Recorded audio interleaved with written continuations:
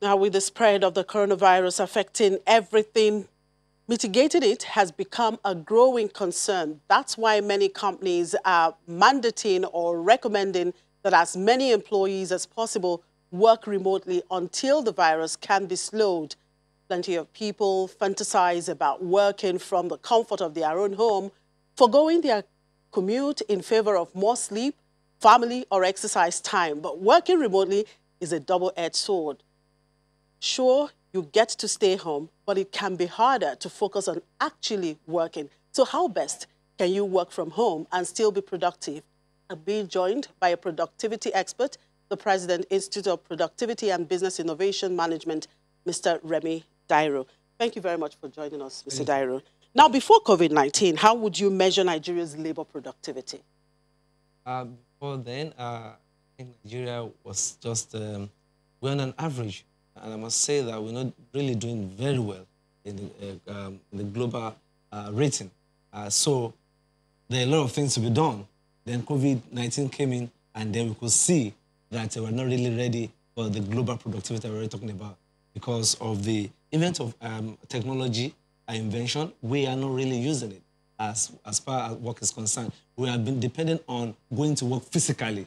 So we want to know if you come to work today, click in, click out. So it has been our lifestyle, signing register and saying, oh, I'm at work today. Oh, you didn't come to work yesterday because I didn't see you signing. So now that COVID-19 has come in, is in now, a lot of people have been out of work, and then work is not going on because we have not been using technology for a long time. Now, how do you think the order for a lot of people to work from home, how do you think this will impact productivity? So in Nigeria, there are a lot of challenges working from home. If you don't have the challenge of electricity power to power your, your tools to be able to work, you have a problem of data, having enough data to carry that out. Then number three, there are not enough tools. So how many workers really have laptop or desktop or those tools to really work from home? Probably even a good phone to work from home and getting the right apps and all that. So that is a technical challenge. Number two is the challenge of being in a home that is not comfortable enough to really be productive. You have your children with you. I mean, you have a family, and then you are looking for a place or a space to work, and then you see a lot of distraction, and then somebody is cooking in the kitchen, and then you are hearing noise. Probably a religion organization outside is making noise, and then before you know, you are just in a noisy, distractive environment here in Nigeria or probably in Africa, and it might be very difficult to really be productive. But then some are really finding it hard to make it happen. Because are there opportunities in this? Yes, there are opportunities. This is the time to, number one, to find out what you said you would do before because you've been so busy. You go to work you wake up early in the morning, 5 a.m., you come back 10 or 9, depending on what kind of work you're doing. So number one is to find out what exactly did you say you would do before if you are not really busy. Some people will start to write their books right now. We're going to get some best, books, authors or international authors this time because they could find the time to write books.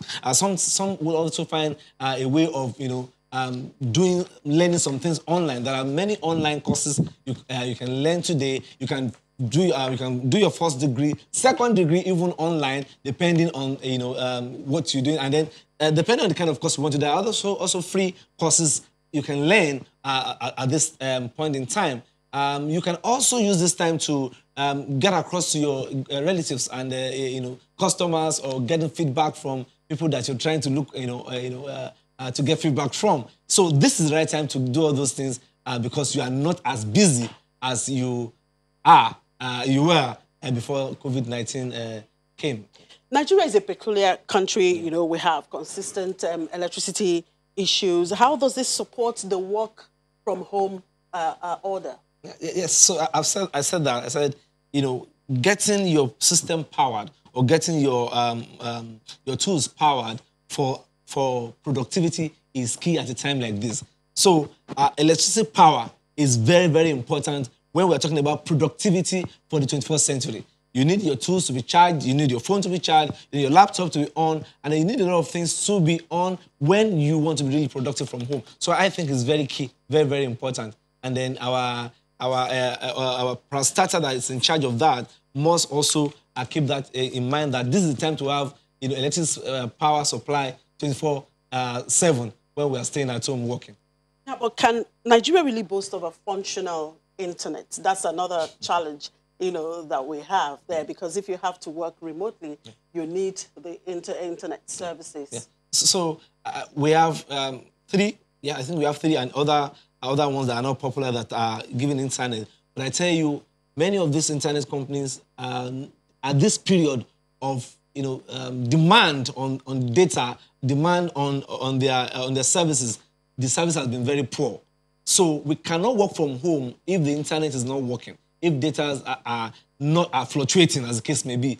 And also, sometimes it's very expensive for an average Nigerian to keep buying data because we want to work. So how much are they giving me? How much am I collecting as salary? And I'm not going to now use all my money, all my food money to go and invest into data. So I think being expensive, we need to look at that. And I think I want to appeal to the company that are in charge of data to try to reduce the amount that they will charge on data, especially at a time like this. That could be their contribution. So how can we have data lesser so that people can work, surfing the internet and then working from home, because it is very key to our day-to-day work activity. So how can one be productive and not forget their list to-do list? Their to-do list, right. Because when you stay at home, you're working from home, of course, you're very comfortable, you have to watch your TV, you have to lounge, you have to eat, and then you might just forget what your bosses would have asked you to do. So, number 1 is, when you wake up in the morning, you must do your rituals. The rituals are the things that keeps you awake, that keeps you energy alive. Some have to do some prayers, some have to do exercises in the morning, some have to do a lot of things just to keep the body and soul alive. Then sometimes you might need to take very hot tea and then just be alive. That's the first thing. Number 2 is to now identify what do I want to do today. You need to write them down. It shouldn't be on your mind or you say I have it in my brain. No. What do I want to do today? 1, 2, 3. After identifying that, where will I work in this house? So everybody must create a place in the house where it's a working zone. Nobody goes there. Your children don't go there. You have a table there. You have lighting off. You have your books, you have dictionary, you have your system there. So there's a zone called work zone at home. So it's very important. Then number 3 is to sit down and work. Probably is to find the time to work. So if I'm going to say I'm going to work from 9 a.m., you must be on your seat by 9 a.m. You must be working. So you must not be distracted. Distraction can take you away from the goal of work. So I think you must have the time. Then number 4, probably number 5 now, is to sit down to work. So if you're going to do 2 hours, sit down, do the 2 hours. Don't move around to kitchen. I have to off this. Oh, I have to go and check this. If you do that too much, you're going to encroach into your working time. Now, do you see this COVID-19 pandemic changing the way the world, works and, of course, labor productivity? It's really changing it now. It's really changing it now because many organizations who think that they are IT-driven, they've asked their staff to go and work from home, and they are getting nothing because they are not empowered. So the question is, do the staff really have the tools? How many organizations give their staff laptop or system to go and work from home? Have you tried this before? I've been talking about this even on this show, talking about flexible work. It's a new work in the global phase. But we are used to. I didn't see you yesterday. You didn't come to work yesterday. I didn't see you signing in. Some people will sign in and they are not working. And we have said this all over time, that people can be at work and not working because you just want them to appear at work. Now, I think after COVID-19 epidemic season, we will now have to redefine work and then understand what flexible work is, and then we can allow people to even work from home. It will reduce the space at work. We will not just have a gigantic, a building where we have staff. No, we can have cloud where people upload things. We can share things in the cloud. When I say cloud, now you understand what I'm saying? Cloud space. So instead of us having to have a large crowd in the office and then we are touching one another, and we are just, that's who we are. But we need to now redefine. How many people should come to work today? If you are not relevant today, stay at home and then send us documents. We check from our system. I tell you, there are a lot of tools, free tools, productive tools on the internet, free apps. We should exploit at this point in time because the way work is done and business is done is changing. And if you are not changing, you'll be changed. If you are not disrupting, you'll be disrupted. Now, aside from the companies, what about the service providers? How do you think they can actually support now for people to actually do their work from home and also be productive? Yes, for service providers, I think it is time to rethink how you provide your services. Using the online approach is key now. And then using logistics supplies and getting things to your customers remotely is key now. And I'm also thinking of something this morning. So if a customer says, I need a pot of soup, or I need a particular product, and I don't want to have social contact, can we have a place where we drop things?